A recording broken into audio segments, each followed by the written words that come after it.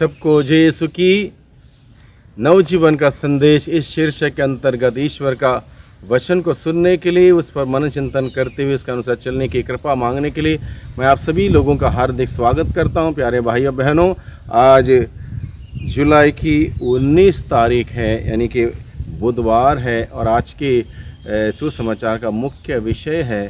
प्रभु यीशु मसीह हम सबों को सिखाता है ईश्वर की स्तुति आराधना करना और उसको धन्यवाद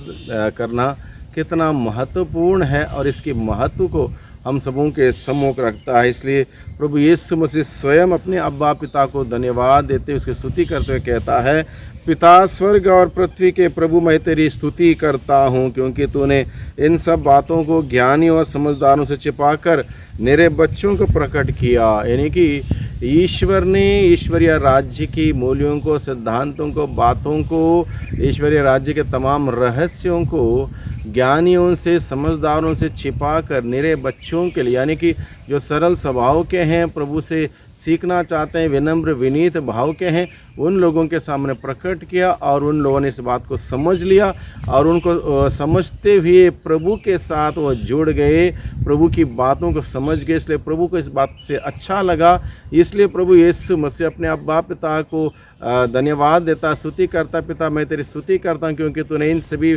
बातों को, यानी कि महत्वपूर्ण स्वर्गीय बातों को, स्वर्गीय रहस्यों को ज्ञानियों से, समझदारों से छिपा के रखते हुए इस सरल बच्चों जैसे स्वभाव के लोगों के सामने प्रकट किया। बच्चों जैसे स्वभाव के लोग, यानी कि जो सरल हैं, जो विनम्र हैं, जो विनीत हैं, जिसके अंदर कपट नहीं है, जिसके अंदर पवित्रता है, शुद्धता है, किसी भी प्रकार से वो नफ़रत या ईर्ष्या या बदले की भावना नहीं रखते, ऐसे लोगों के लिए प्रभु ने प्रकट किया। और ऐसे लोगों के जीवन में प्रभु का वचन, प्रभु के भेद उजागर हुए। इसलिए प्रभु यीशु को अच्छा लगा, इसलिए प्रभु यीशु अब्बा पिता को धन्यवाद देता है कि तुमने ऐसी बातों को इन बच्चों जैसे लोगों के सामने प्रकट किया। यानी कि प्रभु के वेद को, रहस्यों को जानने के लिए हमें मेरे बच्चों जैसा बनना होगा, यानी कि सरल स्वभाव के, निष्कपट, निष्कलंक, पवित्र, किसी प्रकार का गुस्सा, अहंकार, घमंड, ईर्ष्या, जलन, बदले की भावना हमारे अंदर ना हो,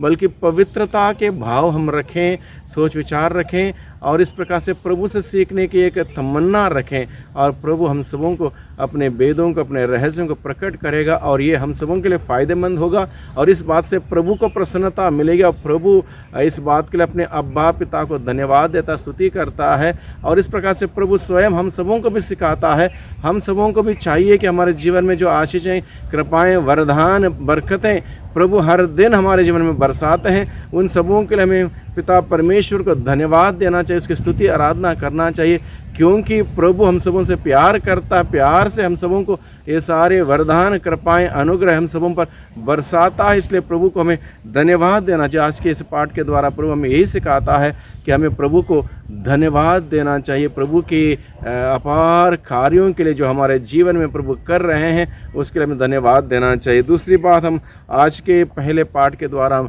हम देखते हैं, मूसा को ईश्वर ने चुन लिया था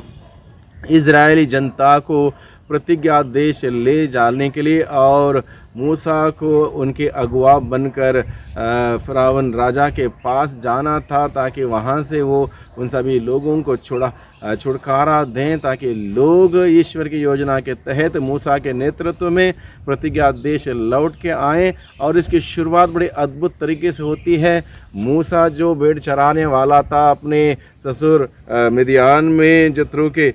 जब भेड़ चरा रहा था, उसको एक अद्भुत जलती हुई झाड़ी दिखाई दी, स्वर्गदूत दिखाई दिया, और वहाँ पर उसको बताया गया जिस जगह पर तुम खड़े हो पवित्र है। और इस प्रकार से ईश्वर ने अद्भुत तरीके से उसको एक अनुभव दिया, ईश्वर ने अपनी उपस्थिति का अनुभव दिया, उसको ईश्वर के द्वारा चुने जाने का एक एहसास दिया कि ईश्वर ने उसको बड़े काम के लिए चुना है, इस बात का एहसास दिया, और उसको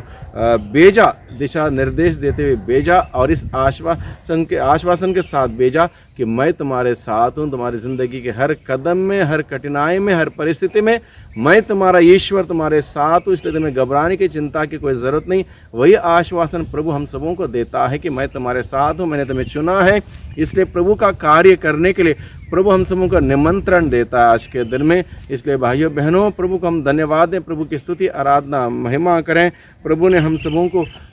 चुना है, इसलिए उस ईश्वर की योजना जाने, उस ईश्वर को जाने। बहुत ही ज़रूरी है ईश्वर को जानना, उसकी योजना को जानना, अन्यथा हम उसकी सेवा नहीं कर पाएंगे, काम नहीं कर पाएंगे। इसलिए ईश्वर की सेवा करने के लिए, ईश्वर का कार्य करने के लिए हमें ईश्वर को भली भांति जानना होगा। जिस प्रकार से मूसा ने उस ईश्वर को जान लिया, वो कौन है, वो जलती झाड़ी में दिखाई दिया और अद्भुत तरीके से एक प्रकार से मुलाकात होती है और ईश्वर उसको नियुक्त करता। वही ईश्वर हम सबों को निमंत्रण देता है कि हम उसको जानें,